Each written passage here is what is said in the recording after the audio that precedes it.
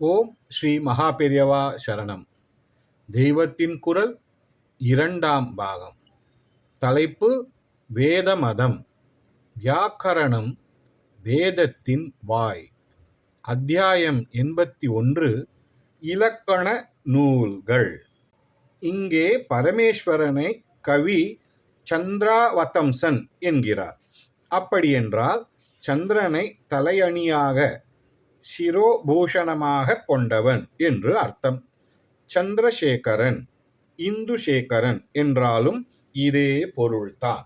வியாக்கரண சாஸ்திரங்களில் இரண்டுக்கு ஆச்சரியமாக இந்த இந்துசேகர பெயர் இருக்கிறது.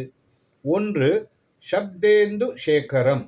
வியாக்கரணத்தில் இந்த நூல் வரைக்கும் ஒருத்தன் படித்துவிட்டால் சேகராந்தம் படித்தவன் என்று பாராட்டிச் சொல்வார்கள். இன்னொரு புஸ்தகம் பரிபாஷேந்து சேகரம் என்பது. சிக்ஷா சாஸ்திர நூல்கள் சுமார் 30 இருப்பது போல் வியாக்கரணத்திலும் ஏராளமான கிரந்தங்கள் இருக்கின்றன. அவற்றில் பாணினி சூத்திரம், அதற்கு பதஞ்சலி பாஷ்யம், வரருச்சி வார்த்திகம் ஆகிய மூன்றும் தலைமை ஸ்தானத்தில் இருக்கின்றன. வரருச்சியும் காத்யாயனரும் ஒருத்தரே என்ற அபிப்பிராயத்தில் இங்கே நான் சொல்லி இருக்கிறேன்.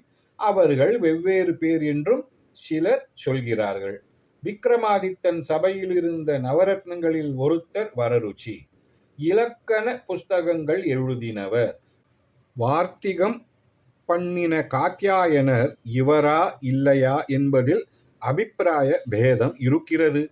பர்த்ருஹரியின் வாக்கியபதீயம் என்ற நூலும் முக்கியமான வியாக்கரண புஸ்தகங்களில் ஒன்றாகும். நவ வியாக்கரணம் என்பதாக சம்ஸ்கிருதத்தில் 9 இலக்கண நூல்கள் குறிப்பிடப்படுகின்றன.